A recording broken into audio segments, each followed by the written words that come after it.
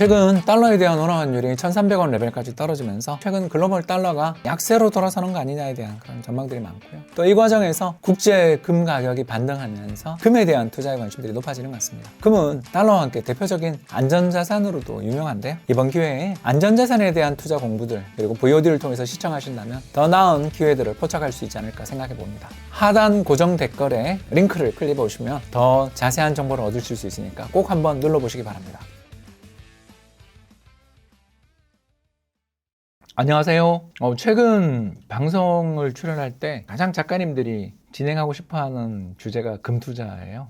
금에 대한 어떤 사람들이 가지고 있는 이 관심, 금이 주는 그 매력이라는 게 참 큰 것 같아요. 실제로 최근 들어서서 달러의 가치가 뚝뚝 떨어지는 가운데 조금이지만 올라가는 모습들을 보이면서 달러 자산의 가치가 떨어질 때는 금이 최고 아니냐, 이런 이야기들을 많이 하셔서 금 투자에 대한 관심들도 높아지는 것 같습니다. 근데 금은 참 좋은 자산이에요. 참 좋은 자산인데 우리나라 투자자들 입장에서는 필수 편입 대상은 아니다. 저는 이런 말씀을 좀 드리고 싶어요. 왜 그런가? 그림 한번 볼까요? 그림은 미국의 달러 가치와 우리나라 종합주가지수의 관계인데, 달러가 약세를 간다 생각될 땐 한국 주식을 사야죠.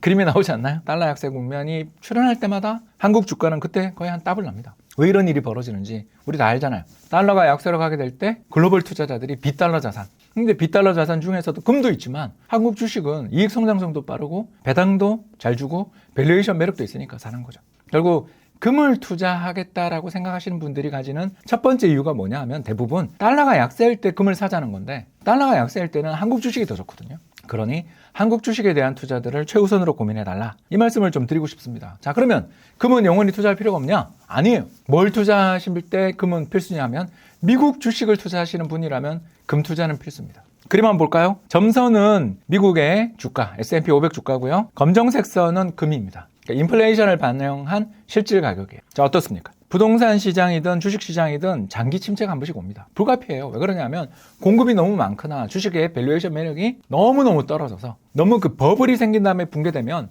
장기 불황을 가는 경우가 종종 있어요. 주식시장의 장기 불황이 70년대 한 번 있었고요. 또 여기 2000년대 한 번 있었죠. 자, 그때마다 금값이 폭등합니다.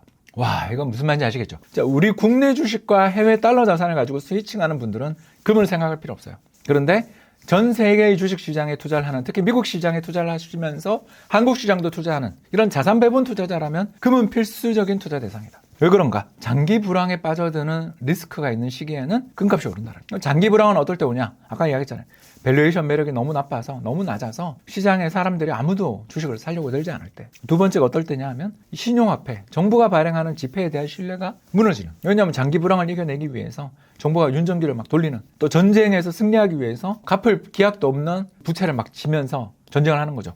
가장 대표적인 게 2000년대에는 뭐 했나요? 생각해 보시면 테러와의 전쟁이잖아요. 2000년대 내내 10년 동안 전쟁했던 거 기억나시잖아요. 아프가니스탄부터 이라크에, 나중에 시리아에, 결국 지금 다 철군했습니다만 그 과정에서 정부가 어마어마한 돈을 태우니까 지폐에 대한 신뢰를 잃어버렸고요. 1970년대에는 중동전, 베트남전, 그리고 이란, 이라크 7년 전쟁까지 이어지는 끝없는 전쟁의 과정에서 정부가 재정을 허투루 쓰고, 그러면서 국가가 발행한 지폐라는 게 저게 정말 상환될 것인가에 대한 의문들을 갖게 되는 시기에는 금에 대한 투자자들이 높아지는 거죠. 금은 어떻게 투자를 해야 되는가? 여러 가지 방법이 있는데 저는 금현물 투자, KRX 금현물 투자가 제일 좋다고 생각합니다. 첫 번째는 매매 차익에 대해서 비과세 되고요. 또 더 나가서 거래를 할 때도 품질이 보장되어 있는 금을 할 수 있고요. 세 번째는 소액으로도 얼마든지 할 수 있습니다. 그래서 KRX 금현물이 가장 좋은 투자의 대상이고요.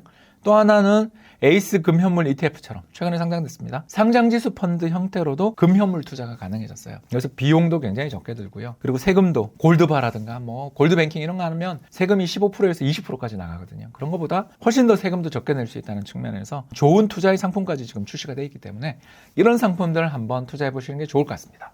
은투자는 금투자 대비 어떻게 다른가요? 은이 금보다 더 변동성이 큽니다. 왜 이런 일들이 벌어지냐 하면 결국 공업용 원자재로서의 특성을 은이 많이 가지고 있기 때문이죠. 은은 보통 금에 비해서 10분의 1 또는 최근에는 100분의 1 가격에 거래가 되고 있습니다. 그러니까 옛날에는 은이 굉장히 귀했는데 최근에 은이 금에 비해서 상대적으로 굉장히 저평가돼 있죠. 그래서 저평가된 은을 사자는 사람들도 있습니다만, 문제는 금은 귀금속으로서의 어떤 수요가 일정하게 존재하는 상품이라면 은은 아까 말씀드린 것처럼 금에 비해 너무 가치가 낮죠. 10분의 1 혹은 100분의 1 정도의 거래가 됩니다. 그리고 장기적인 역사적인 추세를 보면 그 배율이 계속 확대되어 왔어요. 거기다가 은은 또 산업용 소재로서의 어떤 사용도 많거든요. 그러다 보니까 경기 나빠지고 막 그러면 은에 대한 수요가 갑자기 줄어들 수도 있죠. 그래서 고민할 게 하나 더 있다, 이렇게 보실 수 있습니다. 그래서 금에 대한 배율 입장에서 보면 옛날에는 한 60대 1 정도, 금 1g이 60g의 은의 가치로 거래가 됐었다면 최근엔 100g이다 이러면 은을 사볼만 하겠지만, 이런 투자를 함에 있어서 은이 금보다 훨씬 더 변동성이 큰 그런 자산이라는 것을 좀 알아두시면 좋고, 또 분석을 해야 되는 추가적인 그런 공부해야 되는 대목들도 있다는 것을 알아두시면 좋을 것 같습니다. 내년은 달러 약세, 금 강세의 해가 될 것으로 보시나요? 그랬으면 좋겠습니다. 왜냐하면 달러의 강세가 진정된다는 것은 미연준의 금리 인상이 끝나고 인하된다는 것에 대한 기대, 더 나아가서 금융시장 참가자들이 느끼는 안전자산에 대한 투자 심리가 지금 너무 강한데, 이러면 안전자산에 대한 투자 심리가 너무 강하면 위험자산이 안 온다는 뜻이잖아요. 부동산, 주식 같은 위험자산에 돈을 안 태운다는 뜻이 되니까 이게 사실 우리 입장에서 힘든 거죠. 그래서 이런 전망을 할 때 제가 제일 어려운 게 뭐냐면, 이게 정말 팩트에 기반한 전망이냐 아니면 당신의 희망이냐. 달러가 약세로 가면 제가 돈을 벌잖아요. 그렇기 때문에 이런 전망들은 희망이 좀 섞여 있다. 분명 내년에 저는 달러가 약세가 될 거라고 기대는 하는데 아주 초약세는 아니라고 보잖아요. 왜냐하면 미국보다 유럽이나 일본이나 중국의 경기가 더 나쁘니까. 그러니까 미국을 대체할 만한 경쟁 국가가 없는 상황에서의 달러 약세라는 것은 제한적인 가능성이 있죠. 네, 지금까지 경청해 주셔서 대단히 감사합니다. 달러가 약세일 때는 금에 대한 투자도 좋지만 한국 원화자산에 대한 관심, 특히 배당을 지급해주는 한국 주식시장에 대한 투자들도 괜찮다는 말씀을 오늘 드렸는데요. 근데 글로벌 분산 투자의 차원에서 특히 미국 시장에 대한 관심을 많이 가지시는 분들이라면 금 투자는 선택이 아니라 필수라는 말씀도 좀 드렸던 것 같습니다. 여러분들은 금 투자 어떻게 하고 계시고 앞으로 계획은 어떤지에 대해서도 댓글로 의견 주시면 제가 열심히 다음 동영상에 컨텐츠를 만드는 데 참고할 것을 약속드리겠습니다. 마지막으로 구독과 좋아요, 알림 설정 꼭 부탁드립니다. 여러분, 다른 동영상에서 뵙겠습니다.